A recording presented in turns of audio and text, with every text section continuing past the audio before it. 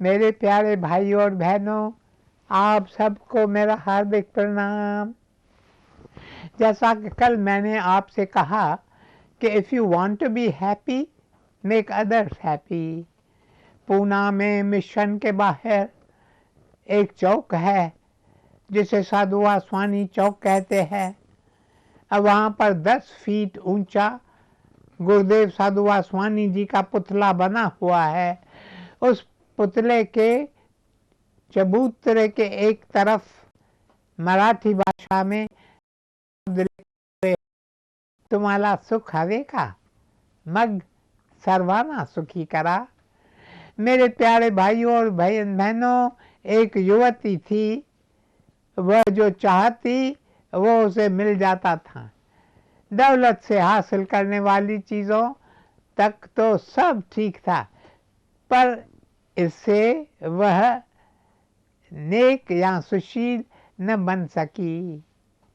एक बार एक पार्टी में उसने एक युवक को देखा जो बहुत बुद्धिमान और स्मार्ट था। उसने उस युवक से शादी करने का फैसला किया। बदकिस्मती से वह युवक भी उसकी दौलत के लालच में आकर शादी करने को तैयार हो गया। शादी के बाद युवक को अपनी पत्नी के असली स्वभाव का पता चला। उसने सोचा वह अपनी पत्नी से दूर रहे, इसी में उसकी भलाई है।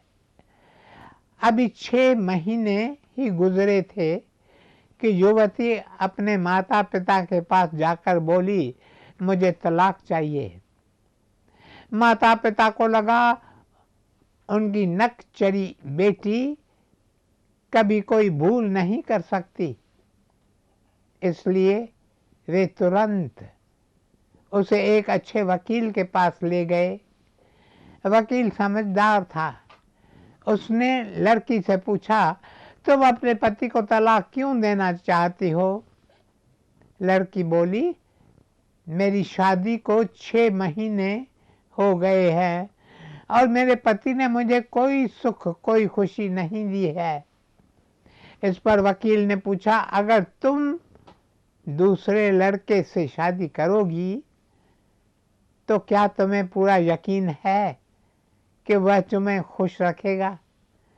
लड़की बोली, उसे मुझे खुश रखना ही पड़ेगा, वरना मैं उससे शादी करूं ही क्यों? मैं किसी से भी शादी करूं ही क्यों? वकील ने आगे कहा, अच्छा, पर कोई तुम्हारे साथ शादी करे ही क्यों? हाँ, अगर तुम उसे खुश रखो तो ठीक है। यह सुनकर लड़की हैरान रह गई। वह तो बस इतना जानती थी कि उसका पति उसे खुश रखे, पर उसे भी तो अपने पति को खुश रखना था। लेकिन इसके बारे में तो उसने कभी सोचा ही नहीं। खुशी तो ऐसी बात है जब दूसरों को दी जाए तभी ही मिलती है। The happiness you give to others comes back to you. मेरे प्यारे भाइयों और बहनों, एक महिला थी, कैंसर से उसके पति की मृत्यु हो गई। वह अपने पति से बहुत प्यार करती थी। पति पत्नी दोनों बहुत खुश रहते थे। वह महिला बड़ी हंसमुख थी और उसके पति भी उसकी हर इच्छा पूरी करते थे। लेकिन तकदीर ने उसके पति को उससे छीन लिया। पति के देहांत के बाद वह महिला बिल्कुल ही बदल गई। वह तो हंसना ही भूल गई। उसकी सहेलियां कहती, वक्त हर जख्म भर देता है, तुम्हारे सामने पूरा जीवन पड़ा है, तुम कब तक अपने पति की मृत्यु का शोक मनाते रहोगे? इस पर वह कहती, अब मैं कभी मुस्कुरा नहीं पाऊंगी। जब तक मौत आए मैं यूं ही जीवन गुजारूंगी। मैं तो ईश्वर से प्रार्थना करती हूँ कि वे मुझे भी इस संसार से जल्दी उठा लें। मोह माया में अटके जो वो मूर्ख अंधा बेकाम। मेरे प्यारे भाइयों और बहनों, समय अपनी रफ्तार से गुजरता रहा।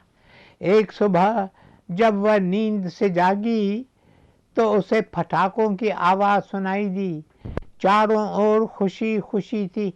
चौंक कर वह अपने बिस्तर से उठी और कमरे की खिड़की से बाहर झांक कर देखा। वह दिवाली का दिन था। वह इस बात को पूरी तरह भूल चुकी थी। लोग त्योहार की खुशी मना रहे थे। सब मिठाइयाँ लेकर जा रहे थे। तभी उस महिला की नज़र दो बच्चों पर पड़ी जो नीचे गली में खड़े थे। उनके कपड़े फटे थे, पांव नंगे थे, उनके पास पटाखे भी नहीं थे। अचानक महिला नीचे गई और उन दोनों बच्चों को अपने घर ले आई। उसने उन बच्चों को अपने साथ नाश्ता खिलाया और पूछा कि वे दोनों दिवाली के दिन वहाँ अकेले क्या कर रहे थे, उनके माता पिता कहाँ हैं। इस पर बच्चे बोले, हमारे कोई माता पिता नहीं हैं, हम दोनों अनाथ हैं। तब महिला ने भरे गले से कहा, तो तुम्हारी देखभाल कौन करता है। बच्चे बोले, हमारे पड़ोसी अपना बच्चा कुच्चा भोजन हमें देते हैं, हम किसी को तकलीफ नहीं देना चाहते। मंदिर का पुजारी हमें प्रसाद देता है, बस इस तरह हमारा गुजारा हो जाता है। जब धनी महिला ने उनकी कहानी सुनी तो वह अपना दुख भूल गई। उसने आंखों में आंसू भरकर कहा, मैं भी तुम्हारी तरह अकेली हूँ। मुझे लगता है हम तीनों को मिलकर दिवाली मनानी चाहिए। महिला उन्हें एक बड़े से डिपार्टमेंटल स्टोर पर ले गई। उसने बच्चों के लिए नए कपड़े खरीदे। फिर बच्चों ने भी उसे अपने लिए नए कपड़े खरीदने को कहा और कपड़े खरीदने में उसकी सहायता की, जिससे महिला के दिल में उमंग जागने लगी। उसने बच्चों से कहा कि उन्हें जो खरीदना है, जो खाना है, जो करना है वे कर सकते हैं। पहले तो बच्चों को थोड़ी झिझक हुई क्योंकि ये उनका पहला अनुभव था, पर जब महिला ने बहुत जोर दिया तो बच्चे बहुत खुश हुए और अपनी पसंद की चीज़ें खरीदने लगे। बच्चों की आंखें खुशी से चमकने लगीं और उनकी खुशी से महिला की आंखों में भी चमक आ गई। उन बच्चों की खुशी और हंसी में महिला अपना सारा दुख भूल गई। अब उसे आभास हुआ कि जीवन बहुत अमूल्य है। उसे अपने दुख दर्द में व्यर्थ नहीं गंवाना चाहिए। जीवन का अर्थ है ज़रूरतमंदों की सेवा करना। मेरे प्यारे भाइयों और बहनों, किसी ने कहा है, अगर तुम निराश, अगर तुम डिप्रेस्ड हो तो इसका अर्थ है कि सेवा संस्था खोलने का समय आ गया है। मैं उससे 100% सहमत हूँ। अगर आप अपने पास, अगर आप अपने आसपास देखेंगे तो आपको पता चलेगा कि संसार में बहुत दुख है। लोग बेचारे दर्द और पीड़ा से बेहाल है। ऐसे संसार में रहते हुए हमें दूसरों का बोझ हल्का करना चाहिए। जीवन की डगर में हम जितने लोगों की सहायता कर सकते हैं करते रहें। गुरुदेव साधु वासवानी जी कहते थे, did you meet him on the road, did you leave him with the load. जीवन वही सार्थक होता है जो दूसरों की सेवा में गुजरता है। जीवन में सबसे ज्यादा सुख उनको मिलता है जो दूसरों की सेवा करते हैं। The true religion of humanity is the religion of service. मानव धर्म है सेवा धर्म। इसलिए कहता हूँ मेरे मित्रों, हम जितनों का भला कर सकते हैं करते रहें। हम जितनों की सहायता कर सकते हैं करते रहें। हम जितनों की सेवा कर सकते हैं करते रहें। जितनी बार कर सकते हैं करते रहें। सच्चा सुख कुछ बनने में नहीं है या कुछ पाने में नहीं है, और ना ही वो सब जो हमें चाहिए उसे हासिल करने में है। सच्चा सुख है देने में। सच्ची खुशी उसे मिलती है जो स्वयं को भूलकर दूसरों को खुश रखता है। सच्चा सुख उन्हें मिलता है जो औरों के लिए जीते हैं। दूसरों का दुखरा दूर करने वाले तेरा दुख दूर करेंगे राम। मेरे प्यारे भाइयों और बहनों, आइए अब आगे बढ़ते हैं और सुख पाने के दूसरे सुझाव पर चर्चा करते हैं। सुख पाने का दूसरा सुझाव है अप्रिशिएट एवरीवन यू मीट। अर्थात जो भी आपको मिले उसकी प्रशंसा करें। यदि हम दूसरों की प्रशंसा करते रहेंगे तो यह संसार कितना सुंदर हो जाएगा। अमेरिका के एक फिलोसोफर ने कहा है, मनुष्य के दिल में सबसे गहरी चाहत यह होती है कि कोई उसकी प्रशंसा करे। जीवन में उत्साह और दिलासा देने के लिए हम अपने मित्रों, अपने रिश्तेदारों और अपने प्रियजनों पर निर्भर करते हैं। मेरे प्यारे भाइयों और बहनों, सबसे अच्छी बात यह है कि दूसरों की प्रशंसा करने की कोई कीमत नहीं होती। उसके लिए तो बस एक मुस्कान, एक शब्द ही काफ़ी है। पर फिर भी हम इसमें कंजूसी करते हैं। हम दूसरों की प्रशंसा नहीं करते। क्या ये सच नहीं है कि जब कोई हमारी प्रशंसा करता है तो हमें कितना अच्छा लगता है? जब हम दूसरों की प्रशंसा करते हैं, दूसरों से प्रेम करते हैं, तो वह हमारे पास किसी न किसी रूप में लौट आता है। अंग्रेजी भाषा के एक प्रसिद्ध कवि थे जो कभी अपनी पत्नी की प्रशंसा नहीं करते थे।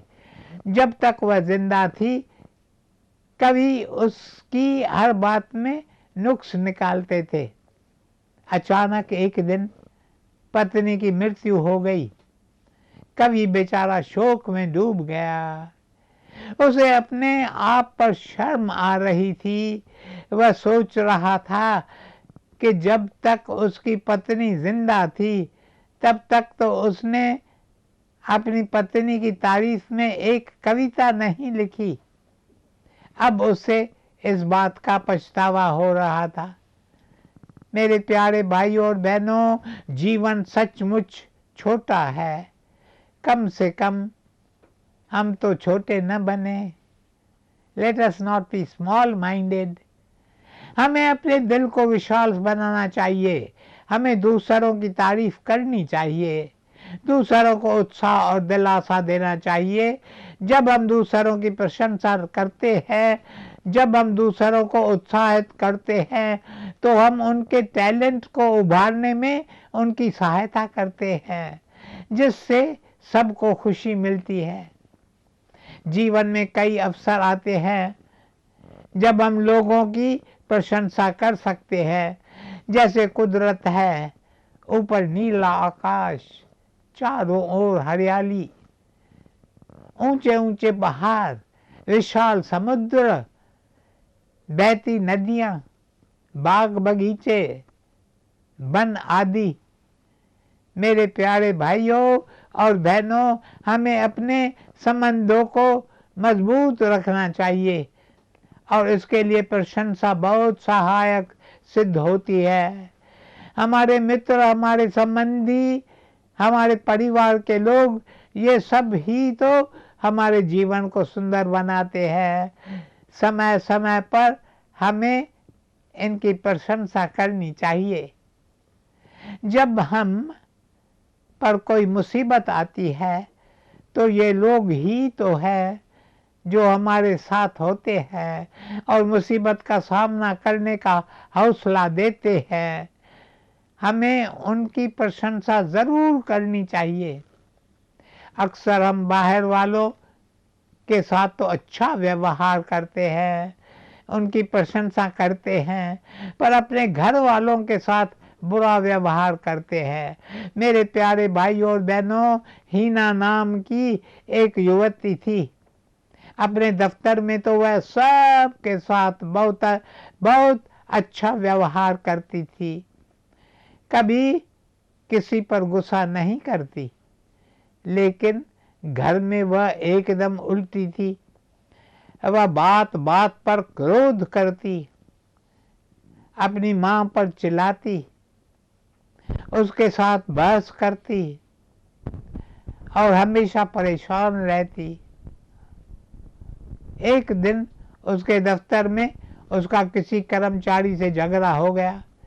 दोनों में खूब बहस हुई और हीना ने उसे खरी खोटी सुना दी। हीना गुस्से से कांप रही थी। उसे लगा कि अपना मन हल्का करने के लिए उसे किसी से बात करनी चाहिए। उसने अपने घर फोन लगाया। घर पर माँ ने फोन उठाया। हीना बोली, आज मेरा वेंडी के साथ झगड़ा हो गया। मैंने गुस्से में आकर उसे बहुत कुछ कह दिया। इस पर माँ ने कहा, नहीं नहीं, इतना बुरा नहीं होगा जितना तुम सोच रही हो। मैं तुम्हें जानती हूँ, तुम हमेशा सावधानी और प्यार से बोलती हो। आगे हीना ने कहा, नहीं माँ, ऐसा नहीं है। आज तो मैंने वेंडी से ऐसे बात की जैसे मैं कभी कभी आपसे करती हूँ। दूसरी ओर माँ ने हल्की हंसी के साथ कहा, अच्छा, सचमुच तुमने वेंडी से उस तरह बात की है? अब हीना के दिल में कुछ कसक उठी और वह बोली, ओ माँ, तुम कितनी अच्छी हो और मैं कितनी खराब हूँ। मैं तो तुम्हारी बेटी बनने की काबिल ही नहीं हूँ। माँ ने कहा, कैसी बातें करती हो, तुम बिल्कुल मेरी बेटी बनने योग्य हो। इसीलिए तो भगवान ने तुम्हें मेरी बेटी बनाया है। यह सुनकर हीना दफ्तर के कर्मचारी के साथ हुए झगड़े को भूल गई और बोली, I love you mom, I love you. और मुझे इस बात की खुशी है कि तुम हमेशा मेरे साथ हो। मेरे प्यारे भाइयों और बहनों, अब समय समाप्त हो रहा है, इसलिए आज बस यहीं तक। शेष कल। ओम शांति शांति शांति।